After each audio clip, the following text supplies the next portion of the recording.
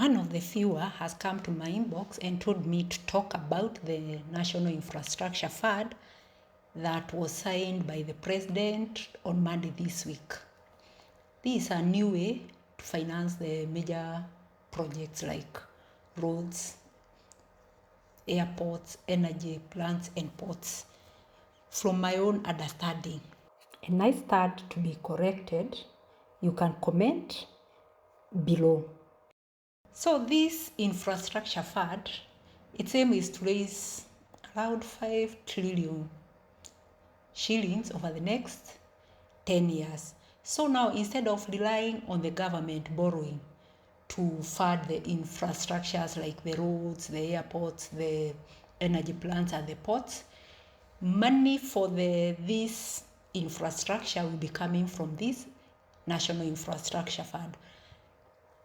From what I'm gathering, now these infrastructure projects will not be under the national budget, or if it will be there, in a minimal scale.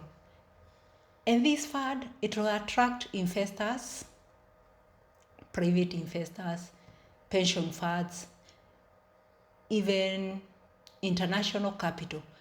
And how different is it from the traditional government borrowing? Initially, the government used to borrow from banks, local investors, even foreign lenders, and the government had to pay the interest and the principal from the taxes that they collect. So the government used to bear the full risk. And the challenge with that, there was an impact on our national debt. But for this one, the National Infrastructure Fund, from what I'm understanding, they'll get their funds from sale of companies, state companies, what we call privatization of state companies, like recently the sale of shares in Kenya Pipeline Company, where they raised 106 billion. I hear that is like the initial fund that will be put under this national infrastructure funds, and I hear part of that will be going to support projects like the expansion of the Jomo Kenyatta International Airport.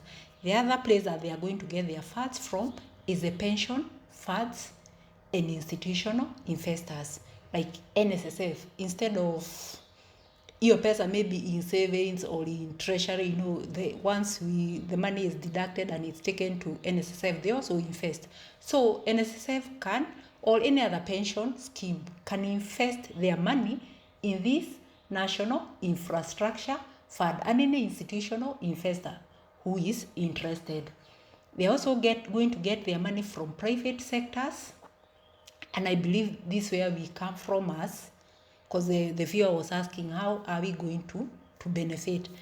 So you as a private, under the private companies and sectors, maybe they can float an infrastructure board for financing infrastructure project under the infrastructure fund, and now maybe you can buy the infrastructure board. And then from international investors, and the government will also, from its budget, on a minimal scale, they can give part of the money. So, and how will these funds generate income for the investors if you have put your money there through an infrastructure board which was floated under that fund?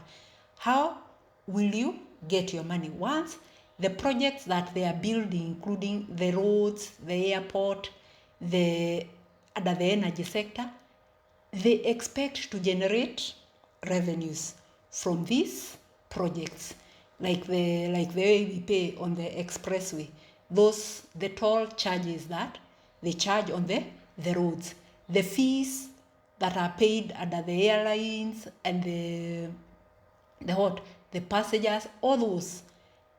And also the sale of electricity in homes and businesses. You see, it's also supporting projects to do with electricity. So this how it will be able to generate revenue. Initially, whatever was under infrastructure financing, it was government borrowing. And then from the national budget, they used to pay the principal and the interest from there. And that's why you can see the debt has increased. But now from this one, they will be able to generate part of the revenue from this project. And this revenue, they will pay the investors. So, and apart from that amount of money which will be paid by these projects, anyway, can be corrected. The government will also pay a minimum. Maybe there is that guaranteed amount from the government, but also from the projects, there will be some returns which will go back to paying interest to people who have invested in this infrastructures under the National Infrastructure Fund. So for you as an investor, those are things you need to consider. By the way, I'd forgotten another thing that you can benefit as a retail investor under this infrastructure fund, apart from the buying of the infrastructure board under this fund. You can also buy the IPOs that the government will float under this fund.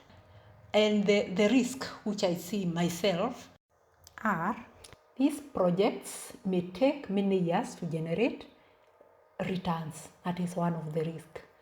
The other risk is revenue uncertainty. Not all projects may make enough money.